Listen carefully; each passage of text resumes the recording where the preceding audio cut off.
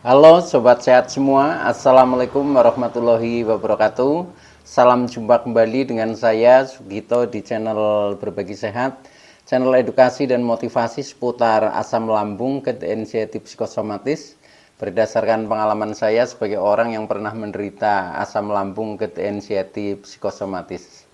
Harapan saya khususnya kepada teman-teman yang masih dalam penderitaan asam lambung, anxiety psikosomatis, setelah menonton video ini akan dapat tersugesti dan termotivasi untuk dapat cepat sembuh. Saya bisa sembuh, insya Allah teman-teman pasti juga bisa sembuh. Badai pasti berlalu. Baiklah teman-teman, pada kesempatan kali ini saya akan berbagi seputar asam lambung, anxiety psikosomatis dengan topik makanan yang cocok setelah mantang ketat. Baiklah teman-teman ya, sebelum saya lanjutkan, tolong yang belum subscribe channel ini, klik subscribe dan loncengnya supaya teman-teman tidak ketinggalan konten video-video berikutnya. Dan jika suka, klik like, selalu bagikan ke sosial media teman-teman. Semoga bermanfaat buat kita semua. Baik, kita lanjutkan. Jadi topik kita kali ini adalah makanan yang cocok setelah mantang ketat. Teman-teman semua, perlu kita sadari bahwa penderitaan asam lambung, anxiety psikosomatis yang disebabkan oleh multifaktor ya, baik itu faktor fisik maupun faktor psikis, dengan sensasi yang sangat beragam ya, mulai dari ujung rambut sampai dengan ujung kaki yang sering kita kenal dengan istilah 1001 rasa sensasi, memang sungguh luar biasa ya, dan harus kita tangani dengan bijak agar penderitaan asam lambung, anxiety psikosomatis ini dapat cepat terlepas ya, atau dapat cepat sembuh total dari diri kita yang mengalami penderitaan ini. Teman-teman semua, khusus pada season kali ini ya, saya membahas soal makanan yang cocok setelah kita mantang ketat teman-teman ya. Jadi biasanya memang setelah kita mantang, nah kemudian kita akan berubah ya menjadi tidak mantang. Nah ini perlu perlu perhatian. Karena apa? Karena ini adalah masa-masa adaptasi adaptasi dari mantang ke tidak mantang lagi, itu seperti itu. Nah ini akan saya sharingkan buat teman-teman juga ya. Nah ini termasuk juga sebagai jawaban ya buat pertanyaan subscriber setia yang menanyakan hal ini ya. Mudah-mudahan juga mewakili yang lain yang merasa membutuhkan tentang sharing ini ya. Mudah-mudahan menjadi referensi buat teman-teman, karena apa yang saya bagikan ini adalah murni pengalaman saya ya, dan ternyata itu membuat efek positif, artinya saya bisa menjadi akhirnya sembuh total teman-teman ya. Nah, termasuk juga buat teman-teman yang mungkin komennya belum saya jawab ya dalam kolom komentar, karena itu cukup banyak, sedangkan saya kadang kesibukan ya, waktu dan kesempatan itu belum tentu tercukupi, nah akhirnya belum terjawab. Nah saya mohon maaf ya, tetapi bukan berarti saya istilahnya tidak memperhatikan ya. Saya terima kasih ya atas komen dari teman-teman, dan insya Allah nanti akan terjawab di waktu-waktu yang mendatang ya. Walaupun mungkin jawaban di dalam kolom komentar itu juga karena tidak bisa istilahnya kita menulis yang terlalu panjang ya, sehingga itu hanya garis besarnya saja ya. Tetapi untuk jawaban yang lebih luas itu biasanya saya tuangkan di dalam konten-konten video ya, karena lebih leluasa di dalam saya menyampaikan ya, bisa lebih agak panjang. Nah itu tujuan saya supaya menjadi teman-teman itu menjadi lebih jelas gitu ya. Nah baik teman-teman ya, jadi topik kali ini adalah makanan yang cocok setelah kita mantang ya, setelah kita mantang ketat ya.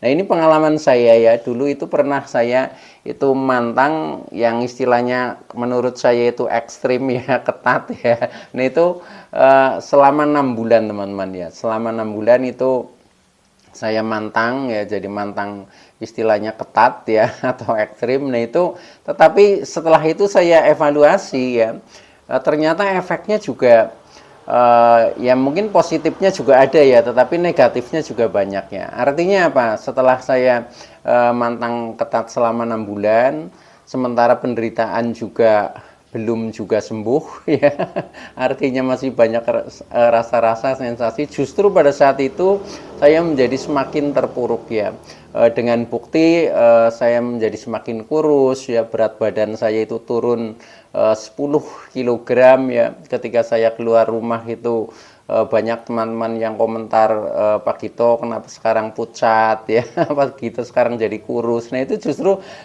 menjadikan down mental saya ya, dengan komentar-komentar seperti itu ketika kita bertemu dengan orang-orang di sekitar kita. Nah artinya apa? Dari efek mantang itu ya, itu tidak selamanya positif ya. Nah, tetapi juga negatifnya banyak ya, termasuk kecemasan kita juga meningkat ya, karena kita menjadi sampai pernah mengalami takut makan ya, karena ketika habis makan itu kadang muncul sensasi yang tidak nyaman ya, kemudian kadang menjadi takut makan ini, takut itu ya, kalau makan ini nanti jangan-jangan jadi kambuh dan lain sebagainya. Nah itu karena kita memang punya mindset mantang itu seperti itu ya. Nah maka dari itu pada kesempatan kali ini saya ingin sharingkan kepada teman-teman ya, ini bagaimana cara merubah situasi seperti itu ya. Dari istilahnya kita mantang, kemudian kita berubah menjadi tidak mantang atau mengurangi pantangan, dan pada akhirnya nanti betul-betul tidak mantang, itu seperti itu ya. Nah, itu butuh adaptasi ya. Jadi memang perubahan itu penting ya, tetapi jangan langsung stagnasi berubah yang istilahnya sangat ekstrim perubahannya ya, tetapi sedikit demi sedikit. Nah nanti akhirnya kita sudah berubah, itu seperti itu. Nah begini teman-teman ya, jadi ada hal-hal penting yang harus kita perhatikan ketika kita terlepas dari mantang ya. Jadi dari mantang ya, terutama yang mantangnya ketat, mau berubah tidak mantang, ini ada beberapa hal yang penting ya sebelum sampai kita istilahnya ke pilihan menu lah ya, atau pilihan makanan. Pilihan makanan itu sebenarnya gampang ya itu, tapi yang lebih penting lagi ini adalah hal-hal ini ya, hal-hal penting yang harus kita perhatikan, harus kita terapkan. Nah, antara lain satu ya, satu, ketika kita mau tidak mantang ya, mau berubah dari mantang ke tidak mantang, adalah yang pertama mindset pikiran kita benahi dulu teman-teman. Jadi mindset pikiran yang hubungannya dengan makanan pantangan ya, ini adalah mindset kita makan untuk sehat ya. Jadi makan untuk sehat, makanan adalah rezeki ya, untuk disyukuri dan dinikmati ya. Nah dengan seperti itu maka konsep di pikiran kita, mindset pikiran kita, kalau kita mau sehat ya memang kita harus banyak makan. Itu seperti itu ya, karena dengan kita banyak makan, otomatis ya nutrisi di dalam tubuh kita menjadi semakin terpenuhi ya, semakin tercukupi. Nah akhirnya kita jauh secara fisik menjadi lebih segar ya, menjadi lebih energik, kan seperti itu ya. Nah maka dari itu teman-teman ya, jadi pokoknya ketika kita melihat makanan ya pandang saja ya bahwa makan itu untuk sehat. Kalau memang itu makanan buat kita ya, kita pandang sebagai rezeki, dan rezeki itu memang kan harus kita syukuri, kita nikmati, dan insya Allah juga akan membawa berkah ketika di dalam mindset pikiran kita itu seperti itu. Artinya nanti kita ketika menemukan makanan-makanan pantangan itu menjadi tidak menimbulkan kecemasan teman-teman, karena kita sudah mindsetnya sudah kita robah ya, sudah kita robah, yaitu makan untuk sehat. Kalau dulu mungkin justru kita harus menghindari makanan pantangan ini, karena kalau nanti kita makan itu efeknya biasanya negatif. Nah kan seperti itu ya. Nah ini benahi dulu dari mindset pikiran, ini hal yang pertama. Nah kemudian yang kedua ya, waspada. Jadi waspada terhadap makanan pantangan ya. Boleh makan tapi jangan berlebihan. Nah ini yang kedua ya. Tubuh itu butuh adaptasi, sehingga jangan jangan berlebihan ya, itu seperti itu. Jadi walaupun kita sudah di pikiran kita sudah tidak ada pantangan ya, tetapi kita harus waspada terhadap yang dulu pernah kita pantang ya, contohnya makanan yang terlalu pedas, terlalu asam ya, terlalu berlemak tinggi ya, itu seperti itu ya, contohnya yang berminyak, bersantan. Nah itu ya harus kita waspada. Artinya kita boleh ya, boleh mencoba, boleh makan, tetapi dikendalikan ya. Artinya porsinya ya cukup secukupnya saja ya. Itu contohnya misalkan makanan pedas ya. Kalau saya itu misalkan sambal itu hanya disentuhkan aja itu sudah terasa teman-teman ya, karena pernah mantang yang cukup agak lama sehingga kita sentuhkan sedikit aja ini sudah terasa kok pedasnya. Nah itu artinya secukupnya, itu seperti itu. Nah itu teman-teman juga silahkan harus seperti itu. Jadi itu artinya waspada terhadap makanan pantangan. Jadi kita boleh makan apa saja tapi jangan berlebihan. Itu hanya kuncinya itu untuk makanan pantangan. Nah itu juga ini harus kita terapkan ya. Jadi kita jangan karena sudah berniat tidak mantang kemudian kita lepas bebas, jangan begitu ya. Jadi kita istilahnya terkendali, itu seperti itu ya. Karena apa? Karena yang nanti bisa istilahnya merasakan efeknya ya, baik itu efek positif maupun efek negatif, itu kan diri kita sendiri. Jadi ya kita kendalikan di diri kita sendiri ya, termasuk itu. Jadi di pikiran kita ya kita memang harus tetap waspada ya, waspada dan terkendali dalam kita mensikapi makanan-makanan yang dulunya menjadi pantangan ya. Tetapi boleh ya, makan boleh, itu seperti itu ya. Bahkan saya itu dulu ya, untuk melatih keberanian saya, termasuk ketika saya masih takut keluar rumah, takut untuk berjalan ya, takut untuk beraktivitas yang lebih ya. Nah itu saya awali dengan berani makan ya. Masa makan saja nggak berani ya, seperti itu. Di pikiran saya seperti itu. Kalau kita misalkan makan saja takut, ya kapan kita mau sembuh, kan seperti itu. Karena mindset pikiran kita sudah makan untuk sehat, itu seperti itu ya. Nah itu yang kedua. Jadi waspada ya, waspada terhadap makanan pantangan itu. Nah kemudian yang ketiga, ini hal yang perlu diingat lagi, yaitu tentang mengatur waktu makan teman-teman ya. Jadi mengatur waktu makan ini sebenarnya secara alami ya, tubuh kita ya secara alami itu waktu makan sebenarnya siang hari teman-teman. Jadi waktu itu kan ada 24 jam ya, 12 jam di saat siang itu sebenarnya waktu untuk makan. Seperti hewan lah ya, seperti hewan itu kan siang itu makan ya, kemudian nanti begitu malam mereka hanya tertidur, kan seperti itu ya. Nah itu alami sebenarnya ya. Nah itu tubuh manusia pun sebenarnya seperti itu. Jadi secara alami ya kita makan di siang hari ya, yaitu kan 12 jam lah, katakanlah dari jam 6 pagi sampai dengan jam 6 malam. Nah itu saatnya kita makan, dan memang harus makan, itu seperti itu teman-teman ya. Tetapi 6 jam berikutnya, katakanlah mulai jam 6 sore ya, atau jam 6 malam sampai dengan jam 12 malam, itu sebenarnya di dalam tubuh kita ini sedang dipakai untuk menyelesaikan pencernaan ya. Kadang kan ada yang mungkin agak susah dicerna, agak lama. Nah, itu diselesaikan ya di 6 jam berikutnya, yaitu jam 6 sore sampai dengan jam 12 malam. Nah, kemudian 6 jam berikutnya yaitu mulai dari jam 00 katakanlah ya sampai dengan jam 6 pagi ya. Itu untuk menyelesaikan pendistribusian ya, pendistribusian nutrisi lah ke dalam seluruh tubuh kita. Nah itu sebenarnya alamiahnya itu seperti itu. Maka dari itu ya usahakan misalkan kita makan malam itu ditutup, misalkan kalau bisa jam 6 ya, jam 6 sore itu sudah tutup ya.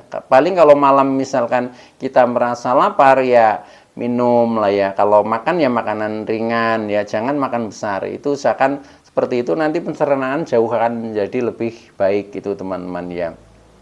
Atau ya kalau misalkan kok jam 6 masih masih kurang waktunya. Bolehlah maksimal sekali ditutup jam 8 malam. Setelah itu sudah jangan makan sampai dengan pagi ya. Makan lagi ya di jam 6 pagi, itu seperti itu ya. Artinya supaya tubuh ini ya, terutama pencernaan ini betul-betul bisa menyelesaikan pencernaannya, kemudian bisa mendistribusikan apa ya, nutrisi-nutrisi yang sudah tercerna ke dalam seluruh tubuh, itu seperti itu teman-teman ya. Itu harus diperhatikan. Kadang kan kita ketika masih penderitaan ini masih masih serius ya, kadang malam terbangun, kemudian malam juga rasanya lapar, kemudian makan ya.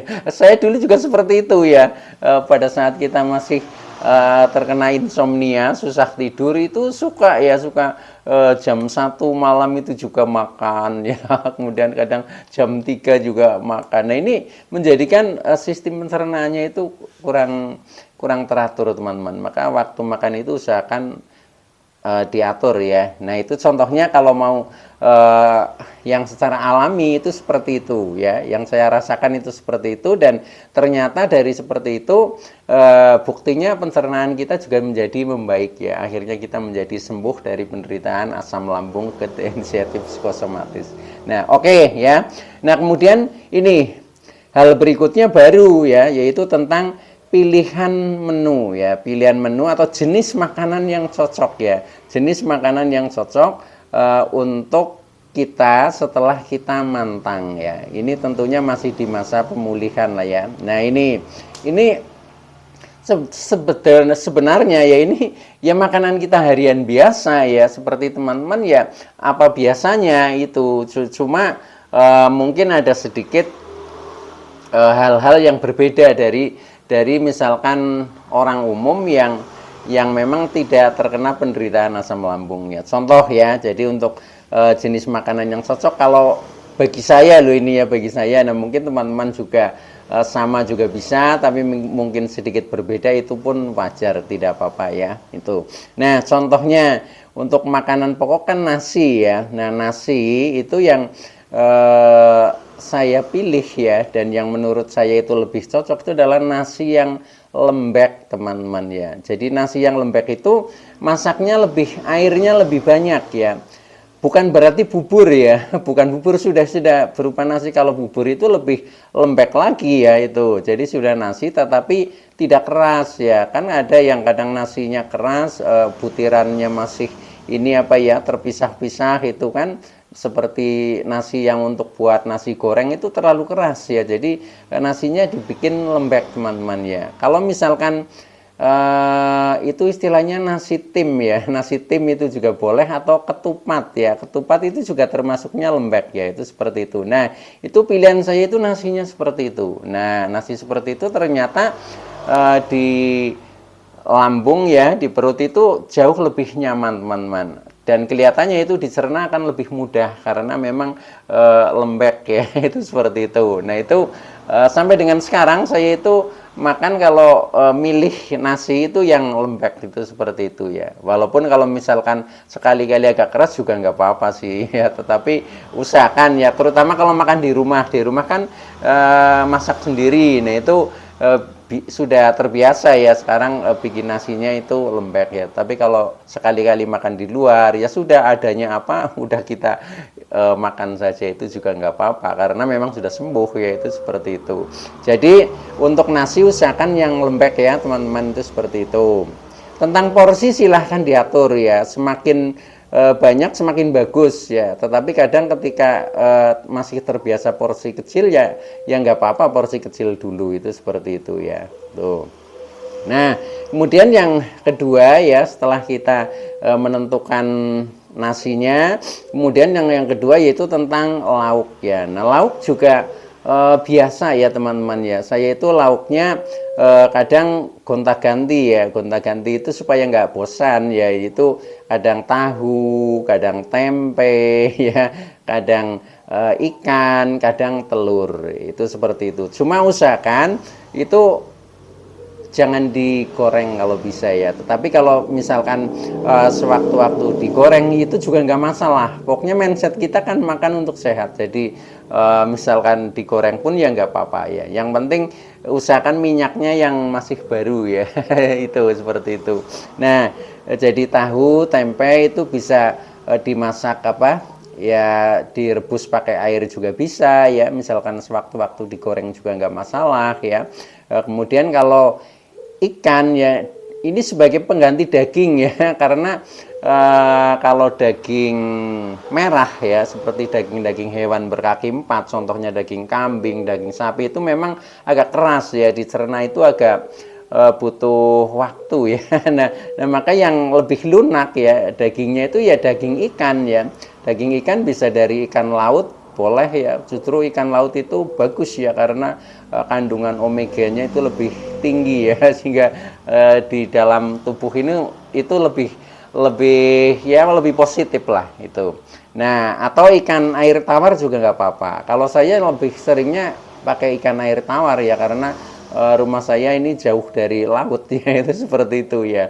Nah, tapi ya sekali-kali pakai ikan laut ya itu juga karena di pasar kan juga banyak gitu. Nah, itu jadi untuk dagingnya itu ikan, dan ikan itu ya untuk ikan air saya itu sering masaknya dipepes teman-teman ya. Dipepes itu enak ya. Itu menurut saya daripada digoreng lebih enak dipepes. Cuma memang prosesnya kan membuat pepes itu agak butuh waktu ya. Itu seperti itu. Kalau mau paling simpel ya cuma digoreng aja. Ya digoreng juga nggak apa-apa ya. Itu usahakan daging ikan ya. Kalau misalkan daging ayam bagaimana ya boleh ya. Cuma usahakan ayam kampung teman-teman ya. Ayam kampung yang asli ya maksudnya ya. Karena sekarang kan banyak lah selain ayam pedaging ya, ayam broiler ya, itu ada juga ayam chopper ya, itu semuanya ini ya Pak, pertumbuhannya dipercepat ya itu. Nah, itu kurang alami ya. Jadi yang alami ya ayam kampung asli lah. Contoh apalagi yang ayamnya sudah agak tua, contohnya ayam jago ya atau babon yang memang betul-betul alami itu bagus ya. Jadi itu ya nggak apa-apa ya itu. Saya juga suka itu ikan ayam itu yang ayam kampung maksudnya. Nah, telur telur nggak apa-apa, telur bagus juga ya. Nah, telur itu kalau misalkan nggak mau digoreng ya, direbus juga bisa ya, atau istilahnya disangan ya, itu juga enak ya. Jadi nggak disangan itu seperti digoreng tapi nggak pakai minyak ya, itu seperti itu mudah buatnya, itu juga enak ya pakai telur. Nah, itu juga sering. Nah, itu dari jenis-jenis itu saya variasi ya, jadi supaya tidak bosan saja lah seperti itu. Nah, itu tentang lauknya ya. Nah, buat teman-teman ya silahkanlah menyesuaikan ya, itu seperti itu. Intinya yang penting kita harus makan, dan makan itu untuk sehat ya. Jadi nggak usah ragu-ragu lah kalau memang itu makanan sehat ya. Pokoknya kita berani saja makan, itu seperti itu. Nah, itu tentang lauknya. Kemudian yang kedua tentang sayur ya. Tentang sayur itu sayur apa saja boleh ya, karena ini kan sudah tidak mantang ya. Jadi sayur apa saja boleh ya. Karena sayur itu kan rata-rata tinggi serat, itu juga bagus ya. Nah, yang penting itu cara memasaknya kalau saya ya. Nanti cara masaknya itu harus betul-betul matang ya. Karena kalau betul-betul matang, nah akhirnya kan menjadi lunak teman-teman. Nah, ketika menjadi lunak di perut ya menjadi nyaman ya. Jadi sayuran apa saja ya, boleh misalkan bayam, kangkung, terus apa mungkin terong, mungkin labu ya, mungkin oyong dan lain sebagainya ya. Itu boleh semua ya, yang penting masaknya itu lunak ya. Dan kalau bisa juga masaknya jangan ditumis ya, kalau ditumis itu kan terlalu berminyak lah ya. Itu usahakan juga yang pakai air itu di apa ya, ya seperti lodeh tapi nggak pakai santan, itu seperti itu. Nah, itu juga menjadi lebih nyaman ya, dan rasanya itu lebih segar lah dimakan karena berair, itu seperti itu. Nah, itu tentang sayurnya. Jadi nggak usah ragu-ragu, apa saja boleh. Yang penting masaknya itu lebih lunak, kalau menurut saya seperti itu, supaya lembut ya, akhirnya di lambung itu mudah dicerna, itu seperti itu. Nah, kemudian untuk buah-buahannya apa ya? Nah, buah-buahannya kalau saya ya, ini karena kita juga sudah tidak matang ya. Buah apa saja boleh ya. Yang penting buah yang masak ya. Buah yang masak itu kalau bisa itu masak di pohon ya, sudah matang di pohon. Nah, itu pasti buahnya manis. Itu seperti itu ya. Tetapi kalau untuk seperti melon, seperti apa? Yang asam sekali itu ya jeruk ya misalkan ya. Itu juga harus dicoba dulu ya. Kadang kan lemon ya itu. Kalau lemon itu rata-rata masih asamnya tinggi ya. Nah itu ya jangan dulu lah ya. Misalkan jeruk ya jeruk yang manis lah pokoknya dicoba aja ya. Itu jadi kalau kita rasakan itu manis ya udah kita berani aja nggak apa-apa ya. Entah itu mungkin semangka, entah itu melon ya. Mungkin stroberi ya, yang penting manis itu nggak apa-apa ya, anggur itu, apel apa saja nggak apa-apa itu. Buah itu kan juga penting ya, apalagi ketika kita sayurnya agak kurang, nah itu usahakan buahnya lebih cukup. Tetapi untuk saya buah yang paling paling familiar itu pisang teman-teman ya. Nah pisang itu terutama itu pisang kepok ya, itu memang di lambung itu selain bisa menetralisir asam lambung itu memang juga seperti membantu sekali di dalam pencernaan ya. Itu yang sering saya konsumsi itu pisang kepok gitu untuk buahnya ya. Tetapi buah yang lain pun juga nggak apa-apa bisa ya, itu seperti itu ya. Cuma kalau buah yang lain kan kadang kita harus cari, kadang apalagi yang harganya mahal, nah itu kan susah ya. Nah makanya ya yang ada saja lah itu seperti itu. Tuh buahnya. Nah kemudian untuk ngemilnya ya, untuk ngemilnya itu bisa misalkan roti gandum itu juga boleh ya, atau ubi-ubian ya. Ubi-ubian itu contohnya singkong ya. Singkong itu direbus kalau bisa, kalau enggak ya misalkan digoreng pun nggak apa-apa ya, karena kita kan sudah nggak matang ya. Yang penting kita tidak terlalu banyak lah, terlalu banyak yang seperti berminyak itu saya kira nggak masalah ya. Saya juga kadang sering digoreng juga, karena kalau direbus terus kadang juga bosan juga ya, rasanya kurang ya kurang gimana itu ya. Nah, maka dari itu ya digoreng pun nggak apa-apa ya, seperti singkong, talas ya, kemudian ubi-ubi yang lain ya, itu juga nggak apa-apa, boleh saja itu. Jadi silahkan pokoknya dicoba aja, yang penting kira-kira cocok ya, itu silahkan ya. Jadi semuanya makanan itu untuk sehat, itu mindsetnya seperti itu ya. Jadi yang penting itu usahakan makanan baru memang ya. Jadi kalau termasuk masakan itu usahakan masakan tingkat pertama ya. Masakan tingkat pertama itu maksudnya masih kelihatan bentuk aslinya teman-teman. Bentuk aslinya. Tapi kalau makanan yang sudah bertingkat-tingkat kan kadang daging sudah bentuknya bukan daging lagi ya. Misalkan sayuran bentuknya sudah seperti minuman. Ini kelihatannya kurang baik ya. Jadi untuk menunjukkan alaminya ya kita masih kelihatan bentuk aslinya, itu seperti itu yang saya cari ya. Jadi untuk makanan memang yang lebih bagus itu yang alami itu. Nah kemudian untuk minumannya bagaimana? Minumnya biasa ya, jadi minum yang paling pokok air putih ya, seperti ini nih, air mineral.